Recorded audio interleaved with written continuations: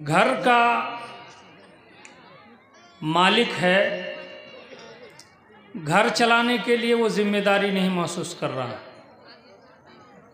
घर में जो घर की मालकन है, औरत है, उसकी अपनी जो जिम्मेदारी है वो महसूस नहीं कर रही है। गांव का मंडल है, अपने पंचायत के लोगों के सिलसिले में उसको जो जिम्मेदारी दी गई है उस जिम्मेदारी को निभाने से कतराता है। गांव का सरपंच का भी हाल वही है, गांव के मुखिया और समिति और मेंबर और ज़िला परिषद सबका हाल वही है। नीचे से ऊपर तक आप मुल्क के वजीर आज़म को ही ले लीजिए, वहाँ तक अपनी जिम्मेदारी निभाने से हर आदमी कतरा रहा है। और अल्लाह के रसूल सल्लल्लाहु अलैहि वसल्लम ने दुआ की है उस शख्स के लिए जो शख्स उसको कोई जिम्मेदारी मिली और अपने मातहत लोगों के साथ उन्होंने नरमी किया, अच्छाई किया, बेहतरी किया और जिम्मेदारी निभाया। उसके लिए दुआ की कि ऐ अल्लाह, हमारी उम्मत में जिस आदमी को कोई भी जिम्मेदारी मिले और उसके साथ नरमी के साथ जिम्मेदारी निभाए, फरफुक बिही, अल्लाह उसके साथ तू भी नरमी कर। वमन तवल्ला मिन अम्र उम्मती शैअन फशक्का अलैहिम फशकुक अलैहि, मुस्लिम शरीफ की रिवायत। और मेरी उम्मत में से कोई आदमी किसी तरह की जिम्मेदारी उसको मिली है और लोगों पर वो सख्ती करता है, अल्लाह तू उससे किसके भी सख्ती का मामला कर। तो लिहाजा ये उम्मत जो आखिरी उम्मत है, इसे सबसे बड़ी जिम्मेदारी मिली पूरी दुनिया को सही रास्ते पर चलाने की, सिराते मुस्तकीम पर चलाने की, भलाई का हुक्म देने की, बुराइयों से रोकने की, शिर्क की राह से हटाकर अल्लाह तबारक व ताला की इबादत की राह पर लोगों को लगाने की इस उम्मत को जिम्मेदारी मिली। लेकिन इसी जिम्मेदारी से ये उम्मत बहुत पीछे है। महसूस ये हो रहा है कि ये जो अंबिया और रसूलों की जो जिम्मेदारी थी, अब अंबिया और रसूलों के आने का सिलसिला बंद है। आखिरी नबी मोहम्मद रसूल सल्लल्लाहु अलैहि वसल्लम के आ जाने के बाद तो अंबिया और रसूलों की ड्यूटी इसी उम्मत को दी गई है और उस चीज़ को कहते हैं दावत इल्लाह, अल्लाह की तरफ दावत देना। आज दुनिया में इस हिंदुस्तान की सरजमीन में बहुत सारे लोग ऐसे हैं जो इस्लाम के चिराग को बुझाने के लिए प्रोग्राम करते हैं, अलल ऐलान इस्लाम को मिटाने के लिए आवाज़ उठाते हैं और चंद सरफिरे मुसलमानों को देखकर जो न दीन समझते हैं, न शरीयत समझते हैं, न दीन इस्लाम को उन्होंने अपनी ज़िंदगी में नाफिज किया है, उन लोगों को देखकर ये आवाज़ लगाते हैं और कहते हैं कि इस्लाम के अंदर ये है और ये है और ये है। इस्लाम मिटाने के लिए एक नारवा कोशिश में लगे हुए हैं। इस्लाम मिटाया नहीं जा सकता। इस्लाम आज से नहीं है। इस्लाम हज़रत आदम अलैहिस्सलाम लेकर आए थे। वलक़द बअसना फ़ी कुल्लि उम्मतिन रसूलन मिनहुम अन इअ्बुदुल्लाह वज्तनिबुत तागूत। अल्लाह ने फरमा दिया कि हर उम्मत में हमने एक रसूल भेजा, और उस रसूल से क्या कहा, उसकी ड्यूटी क्या थी, अने अबुदुल्लाह वज्तनिबुत तागूत, कि सिर्फ एक अल्लाह की इबादत करो और तागूत से बचो। तागूत कुल्लु मा युअबदु मिन दूनिल्लाह फहुव तागूत, अल्लाह के अलावा जिसकी भी पूजा की जाए, परस्तिश की जाए, इबादत की जाए, वही तागूत है। यानी शिर्क से बचने के लिए कहा गया। सिर्फ एक अल्लाह की इबादत करने के लिए क्या सिर्फ अल्लाह की इबादत मस्जिदों में सजदा करना ही अल्लाह की इबादत है? नहीं मेरे भाई, आप हर वो काम जो जाहिरी हो या बातिनी हो, जिसके जरिए से अल्लाह को खुश करना चाहते हैं, और जो काम करने के लिए अल्लाह ने कहा है आपको, और जिन काम से रुकने के लिए अल्लाह ने कहा है आपको, और अल्लाह के रसूल ने भी जिन काम को करने के लिए कहा है और जिनसे रुकने के लिए कहा है, उन तमाम ज़ाहिरी और बातिनी आमाल करने को इबादत कहते हैं दोस्तों। लिहाजा इबादत बड़ा वसी माना रखता है, और इबादत का मफहूम बहुत वाज़ेह और क्लियर है। लिहाजा आपका हर नेक काम जो कुल किताबुल्लाह और सुन्नत रसूल के मुताबिक हो, वो इबादत है। यहाँ तक कि आप अपनी बीबी के साथ सोहबत करते हैं, इसको भी इबादत कहा गया, और इससे भी अजर मिलता है। अल्लाह के रसूल सल्लल्लाहु अलैहि वसल्लम से सवाल कर लिया किसी ने, इन अहदना याती इला इमरातिही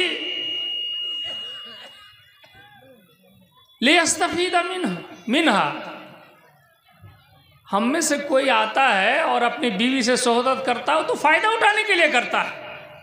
तो अल्लाह के रसूल सल्लल्लाहु अलैहि वसल्लम ने कहा कि अगर वही काम किसी गैर औरत के साथ करे तो गुनाह मिलेगा। तो साहबा ने कहा कि हाँ, गुनाह तो मिलेगा। कहा कि जब अपनी औरत के साथ वही काम करता है तो उसको सवाब मिलता है। सुभान अल्लाह। लिहाजा सवाब का रास्ता, इबादत का रास्ता बड़ा तवील है, और अल्लाह के रसूल की बताई हुई राह के मुताबिक, तरीके के मुताबिक जो भी आप अमल करेंगे या जिस भी अमल से आप बचेंगे, वो इबादत है दोस्तों। और इन तमाम इबादतों में सबसे अहम इबादत वमन अहसन कौलन मिम्मन दआ इलल्लाह, इससे बढ़कर और कोई इबादत नहीं हो सकती। जो अल्लाह की तरफ दावत दे, अल्लाह के दीन की तरफ दावत दे, इससे बढ़कर और कोई बात नहीं हो सकती। अल्लाह की तरफ पुकारे लोगों को, अल्लाह के दीन की तरफ बुलाए लोगों को, वअमिला सालिहन, और नेक अमल करे। नेक अमल क्या है? आपकी मर्जी के मुताबिक जो अमल वो नेक होगा।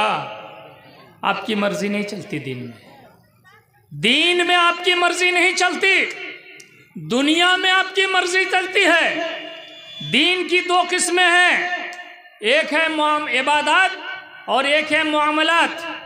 मामलात जो दुनियावी उमूर हैं आपके, आपको बिजनेस कैसे करना है, आपको हल कैसे जोतना है, आपको दुनियावी मामलात कैसे करना है, सियासत कैसे करना है, ये सारी चीज़ें जो दुनियावी मामलात हैं, ये दुनियावी मामलात जो हैं वो इबादत से अलग हैं, और एक है सिर्फ इबादत। तो जहाँ दुनियावी मामलात हैं उसमें आपकी मर्ज़ी उस वक्त तक चलेगी जब कुरान और हदीस से कोई दलील ऐसी ना आ जाए जो आपको रोक दे। मसलन आप लेन देन का मामला कर रहे हैं, आपने 100 रुपया किसी को दिया, और 100 रुपया देने के बाद कर्जा आपने दिया, उसको वापस ले रहे हैं 1 महीने के बाद, तो 100 रुपया नहीं 110 रुपया उससे मांग रहे हैं। तो ये लेन देन है, और ये लेन देन कुल्लु कर्जिन जर्रा नफ़अन फहुव रिबा, हदीस के अल्फाज हैं कि हर वो कर्ज जिसमें आप फ़ायदा तलब कर रहे हो, फ़ायदा मांग रहे हो, तो वही सूद है दोस्त। तो आप 100 की जगह पर 110 रुपया वापस लेते हैं। कुरान ने मना किया, वअहल्लल्लाहुल बैअ व हर्रम रिबा, अल्लाह ने खरीद व फरोख्त को हलाल किया है और सूद को हराम किया है। लेकिन इस सूद के गुनाह में हमारा समाज बहुत डूबा हुआ है दोस्तों, बहुत डूबा हुआ है इस सूद के गुनाह। और सूद की जो परेशानी है, सूद का जो गुनाह है कि 35 इसके गुनाह के दर्जात हैं। हदीस के मुताबिक 35 गुनाह के दर्जात हैं। उनमें से एक सबसे छोटा दर्जा ये है कि कोई अपनी माँ के साथ ज़िना करे। अल्लाह। और पूछिए, समाज में सूदखोरों की लाइन लगी हुई है। कुछ पैसा है, सूद पे लगा दिया, बैठे बैठे खा रहा, हराम किया अल्लाह के रसूल सल्लल्लाहु अलैहि वसल्लम। तो मैं कह रहा था कि एक मामलात है और एक इबादत है। तो मामलात में आपकी मर्जी उस वक्त चलेगी जब तक कोई दलील आपको रोक ना दे, और इबादत में आपकी मर्जी चलेगी नहीं, सिर्फ रब की मर्जी चलेगी और रब के रसूल की मर्जी चलेगी। उसमें आपकी मर्जी नहीं चल सकती इबादत में। क्या बात है, आज इबादत कोई सीने पे हाथ रख के नमाज पढ़ रहा है, कहता है ये सही है। कोई सीने के पेट के ऊपर हाथ रख के कह रहा है ये भी सही है। कोई नाफ के ऊपर हाथ रखता है, कहता है ये भी सही है। नाफ के नीचे रखता है, कहता है ये भी सही है। ये कैसे हो सकता है भाई? इस तरह से समझाया जाता है इबादत को। इबादत तो एक जैसी होगी ना, नबी ने जो तरीका दिया है एक जैसा होगा ना। कोई सही तरीका जो नबी ने दिया है वही तरीका इख्तियार करके आप जन्नत जा सकते हैं। आप अपनी मर्जी का तरीका इख्तियार करें, उससे क्या आप जन्नत जा सकते हैं। आप कामयाबी दुनिया और आखिरत में पा सकते हैं। दीन के मामले में, इबादत के मामले में आपकी मर्जी नहीं चल सकती। लिहाजा दोस्तों, मैं ये कह रहा था कि सबसे बेहतरीन अमल जो है वो दावत का अमल है। वमन अहसन कौलन मिम्मन दाअ इलल्लाहि व अमिल सालिहा, और नेक काम करे। आप दावत भी दे रहे हैं अल्लाह की तरफ और नेक काम भी कर रहे हैं। अब नेक काम के सिलसिले में जब कभी भी बात होगी तो नेक काम उस काम को कहते हैं जो आप अपनी मर्जी से करें। नहीं, उसमें 2 शर्त ज़रूरी है। पहली शर्त अल इखलास फिन निय्या, आपकी नीयत खालिस हो, आपकी नीयत अल्लाह को खुश करना हो, आपकी नीयत अल्लाह को राज़ी करना हो, आपकी नीयत जन्नत का हुसूल हो, आपकी नीयत आखिरत की कामयाबी हो। अगर आपकी नीयत दुरुस्त नहीं है किसी को खुश करने के लिए, तो आप मन तसद्दक़ युराई फ़क़द अशरक कहा अल्लाह के रसूल ने। जो दिखा कर सदका करता है वो भी शिरक करता है। मन सल्ला युराई फ़क़द अशरक, दिखावे के लिए जो नमाज पढ़ता है वो भी शिरक करता है। लिहाजा दिखावा ना हो, आपकी इबादत अल्लाह को खुश करना मकसूद हो, अल्लाह को राज़ी करना मकसूद हो, आपकी नीयत खालिस। आप जो फ़र्ज़ इबादत अदा कर रहे हैं, फ़र्ज़ इबादत अलल ऐलान आप अदा करेंगे, लेकिन जो नफल इबादत है उसको छुपते छुपाते आपको करना है। फ़र्ज़ इबादत दिखा कर आपको करना है। आप मस्जिद जाएं, फ़र्ज़ इबादत अदा करें, आप वालिदैन के साथ आप अच्छा सलूक करें, अच्छा सलूक करें, बेहतर सलूक करें। ये दिखावा नहीं है, ये आपके लिए फ़र्ज़ है, ज़रूरी है। आप अपने बाल बच्चों की तरबियत करें, ढंग से करें, ये दिखावा नहीं है, ये वाजिब और ज़रूरी है आपके लिए। लिहाजा दोस्तों, इबादत में पहली शर्त उसके नेक होने के लिए ज़रूरी है कि खालिस अल्लाह को खुश करना मकसूद हो। अल्लाह तबारक व तआला ने फरमाया, उमा उमिरू इल्ला लियअबुदुल्लाह मुखलिसीना लहुद्दीन। उन्हें सिर्फ यही हुक्म दिया गया है कि खालिस अल्लाह के लिए दीन को कर लें, इबादत को अल्लाह के लिए खालिस करें। और दूसरी चीज़ है, दूसरी शर्त है किसी भी अमल के नेक होने के लिए तजरीदुल मुताबा लिन नबी सल्लल्लाहु अलैहि वसल्लम, सिर्फ एक अल्लाह के रसूल सल्लल्लाहु अलैहि वसल्लम के तरीक़े पर आप चलते हो। इत्तिबा व पैरवी सिर्फ रसूलुल्लाह सल्लल्लाहु अलैहि वसल्लम की, इताअत सिर्फ अल्लाह की, मुताबिअत सिर्फ अल्लाह के रसूल की। अल्लाह के रसूल की मुताबिअत आप करते हैं उस काम में, न किसी पीर साहब को दिखाने के लिए, न किसी फ़कीर को दिखाने के लिए, न किसी अमीर को दिखाने के लिए, न किसी मौलवी को दिखाने के लिए। किसी को देखकर हम नहीं कर रहे हैं, बल्कि किसको देखकर कर रहे हैं कि अल्लाह के रसूल सल्लल्लाहु अलैहि वसल्लम ने किया है। खुदू अन्नी मनासिककुम सल्लू कमा रअयतुमुनी उसल्ली। कहा कि हज के तरीके मुझसे सीख लो। नबी ने हज करके दिखाया, वही तरीका मुअतबर होगा और बेहतर होगा जिस तरीके से अल्लाह के रसूल सल्लल्लाहु अलैहि वसल्लम ने हज किया। और उसी तरह से नमाज वही बेहतर होगी। सल्लू कमा रअयतुमुनी उसल्ली, जो नमाज नबी ने पढ़कर दिखाया है वैसी ही नमाज पढ़नी होगी, उसी तरीके के मुताबिक नमाज पढ़नी होगी, तभी आपकी इबादत नेक हो सकती है, सही हो सकती है, दुरुस्त हो सकती है। तो वमन अहसन कौलन मिम्मन दाअ इलल्लाह व अमिल सालिहा व क़ाल इन्ननी मिनल मुस्लिमीन। सुभान अल्लाह। और क्या कहे कि मैं मुसलमान हूँ। आज हमारे नौजवान पटना चले जाते हैं पढ़ाई के लिए, दिल्ली चले जाते हैं, बम्बई चले जाते हैं काम करने के लिए। पहचान नहीं है कुछ भी, मुसलमान होने का कोई पहचान नहीं है। नाम ऐसा रख लिया है कि मेरा नाम भी राजा और एक हिंदू भाई का नाम भी राजा,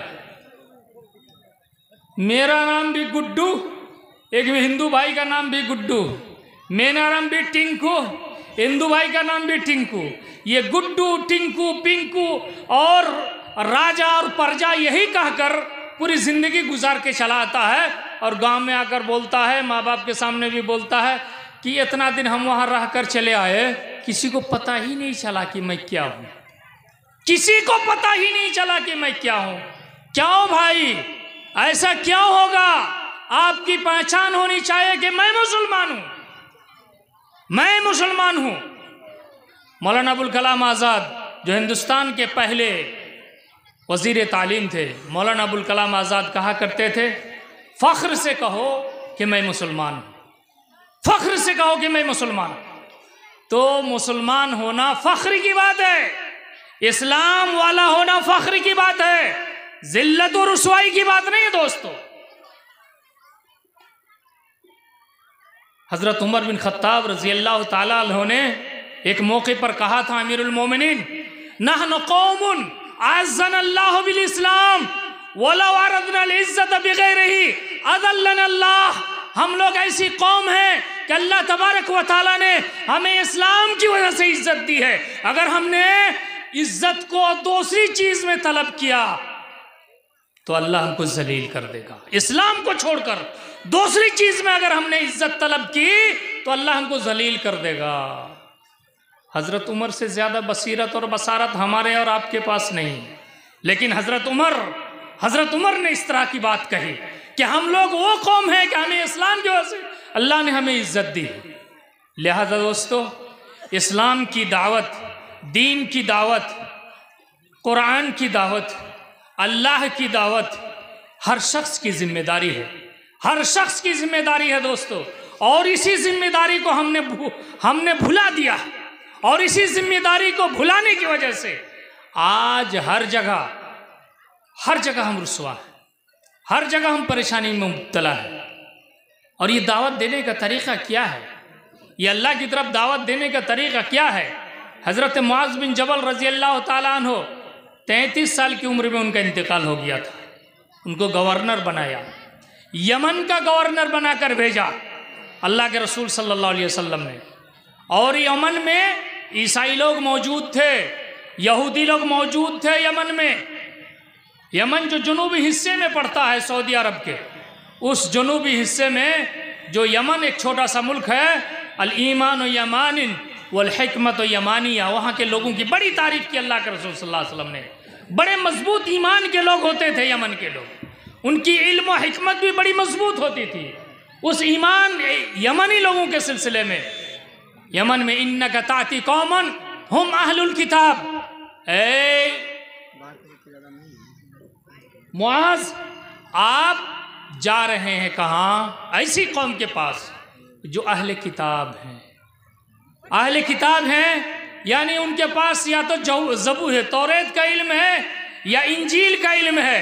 जो इंजील, जो ईसाई लोग, हज़रत ईसा अलैहिस्सलाम पर जो किताब उतारी गई थी आसमान से, वो इंजील है। और तौरेत जो हज़रत मूसा अलैहिस्सलाम पर उतारी गई थी, कि तुम जा रहे हो उनके दरमियान, वो लोग अहले इल्म हैं, इल्म वाले लोग हैं। इन्नका ताती कौमन हुम अहलुल किताब फलियकुन अव्वल मा तदऊहुम इलैह। तो आप आलिमों के पास जा रहे हैं, लिखे पढ़े लोगों के पास जा रहे हैं, तो लिखे पढ़े लोगों के क्या टाइम खत्म हो रहा है क्या? हाँ जी। तो लिखे पढ़े लोगों के बीच में आप जा रहे हैं, तो बात भी लिखे पढ़े लोगों की होनी चाहिए, बात भी ऐसी होनी चाहिए कि फलियकुन अव्वल मा तदऊहुम इलैहि शहादतु ला इलाहा इल्लल्लाह व अन्ना मुहम्मदुर रसूलुल्लाह। पहली चीज जिसकी दावत आप दें वो गवाही किस चीज़ की? कि अल्लाह के अलावा कोई माबूद बरहक नहीं, अल्लाह के अलावा कोई भी माबूद बरहक नहीं, और मोहम्मद रसूलुल्लाह सल्लल्लाहु अलैहि वसल्लम अल्लाह के रसूल। देख ली पहली दावत, बहुत सही बात, बहुत ही मुख्तसर कलाम अल्लाह के रसूल ने कहा, मुख्तसर बात कही। दावत किस चीज़ की हो? ला इलाहा इल्लल्लाह मुहम्मद रसूलुल्लाह की दावत हो। ला इलाहा इल्लल्लाह को समझाइए। कुछ लोग सिर्फ ला इलाहा इल्लल्लाह का रट्टा लगवाना सिखाते हैं, ना, ला इलाहा इल्लल्लाह का माना मफहूम समझाइए। इस कलिमा का दो टुकड़ा है, ला इलाहा इल्लल्लाह और मुहम्मदुर रसूलुल्लाह। यही है इताअत इलाही और यही है मुताबिअत रसूल सल्लल्लाहु अलैहि वसल्लम। आपका हर अमल अल्लाह को खुश करने के लिए हो, अल्लाह के वास्ते हो और नबी करीम सल्लल्लाहु अलैहि वसल्लम की पैरवी के मुताबिक हो। लिहाजा वो चीज़ है ला इलाहा इल्लल्लाह कि नहीं है कोई माबूद इबादत के लायक, नहीं है कोई इबादत के लायक सिवाय अल्लाह के। आप अगर ये कह दें कि नहीं ये भी चलेगा, ये भी चलेगा, ये भी सही है, ये भी सही है, इसकी भी इबादत सही है, इसकी भी इबादत सही है, ईमान आपका खतरे में, ईमान आपका खतरे में चला जाएगा दोस्तों। लिहाजा होना ये चाहिए कि सिर्फ एक अल्लाह की इबादत के लिए कहा गया है, तो आपका सर उसी के सामने झुकना चाहिए और दूसरे की इबादत को आप सही ना समझें। ये आपका ईमान है दोस्तों, ये आपका ईमान होना चाहिए पुख्ता। आमनतु बिल्लाहि व मलाइकतिही व कुतुबिही व रसूलिही वल यौमिल आखिर वल क़द्रि खैरिही व शर्रिही, जो अरकान ईमान 6 हैं। सबसे पहले ईमान बिल्लाह है दोस्तों, अल्लाह पर मजबूती के साथ आपको ईमान लाना है। तो सिर्फ एक अल्लाह की इबादत मकसूद हो, दूसरे की इबादत जायज़ ही ना। यह है ला इलाहा इल्लल्लाह का मफहूम। और दूसरा जो कलमा का दूसरा हिस्सा है वो है अल्लाह के रसूल सल्लल्लाहु अलैहि वसल्लम की इताअत और पैरवी। रसूल सल्लल्लाहु अलैहि वसल्लम की इताअत और पैरवी अगर है तो वो अमल दुरुस्त है। तो आप दावत का काम करें तो अल्लाह के रसूल की इताअत हो, आप इबादत का काम करें अल्लाह के रसूल की इताअत हो, आप बिजनेस का काम करें अल्लाह के रसूल की इताअत हो, सियासत करें अल्लाह के रसूल की इताअत हो, दुनियादारी करें अल्लाह के रसूल की इताअत हो, घरबारी करें अल्लाह के रसूल की इताअत हो। जो भी अमल आप कर रहे हैं और उसमें अल्लाह के रसूल की इताअत मकसूद है तो वो आपकी इबादत बन जाती है, वो चीज़ अल्लाह की इबादत बन जाती है दोस्तों। लिहाजा दोस्तों सबसे पहली चीज़ जो दावत के लिए है कि शहादत ला इलाहा इल्लल्लाह व अन्ना मुहम्मदुर रसूलुल्लाह फ़ाइनहुम आताऊ का लिदालिक, और इसी को तौहीद की दावत कहते हैं दोस्तों। अल्लाह के रसूल सल्लल्लाहु अलैहि वसल्लम कितने दिन मदीना में मक्का में ठहरे? नबी बनने के बाद कितना दिन मक्का में ठहरे रहे? कितने साल रहे मक्का में? कोई बोलेगा कितने साल थे मक्का में? 13 साल। एक भाई की तरफ से जवाब आया। मक्का में नबी सल्लल्लाहु अलैहि वसल्लम 13 साल रहे। कब? नबी होने के बाद।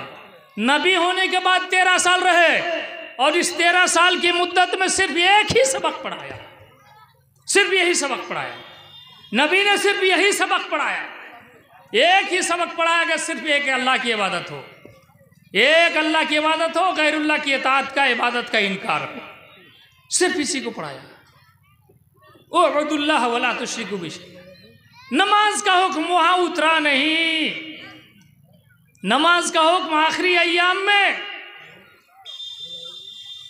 ज़कात वहाँ नहीं, रोज़ा वहाँ नहीं, जिहाद वहाँ नहीं, और वालिदैन के साथ हुस्न सलूक वहाँ नहीं, पड़ोसियों के साथ हुस्न सलूक वहाँ नहीं। ये सारी चीज़ें मदीना में आकर, मदीने में आकर, सारी इबादतों का मामला मदीने में आकर, अहकामात का मामला मदीने में आकर। तो मक्का में अल्लाह के रसूल सल्लल्लाहु अलैहि वसल्लम सिर्फ एक अल्लाह की इबादत की बात करते थे, सिर्फ तौहीद, सिर्फ तौहीद। और तौहीद के खिलाफ जो चीज़ है उसको कहते हैं शिर्क।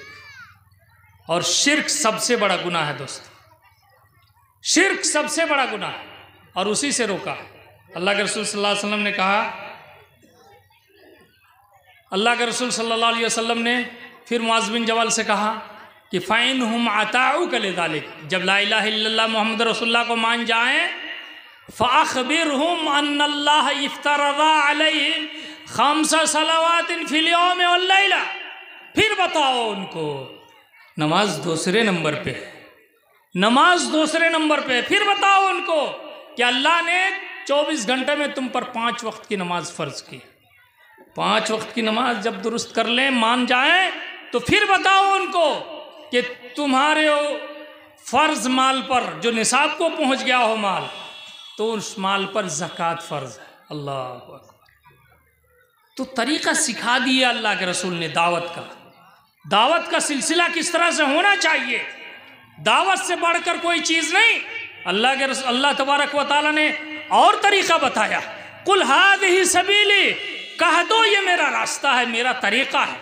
यानी अल्लाह के रसूल की ज़िंदगी का माहसल यही है, तरीक़ा यही है कि आप दावत के काम के लिए आए थे, सारी ज़िंदगी दावत का काम। कुल हादिही सबीली, मेरा तरीक़ा ये है, मेरा रास्ता ये है, क्या, अदू इलल्लाहि अला बसीरा, मैं अल्लाह की तरफ लोगों को बुलाता हूँ, अल्लाह की दावत देता हूँ, अल्लाह के दीन की दावत देता हूँ, अल्लाह को सजदा करने की दावत देता हूँ, अल्लाह को राज़ी करने की दावत देता हूँ। किस बुनियाद पर? अला बसीरतिन।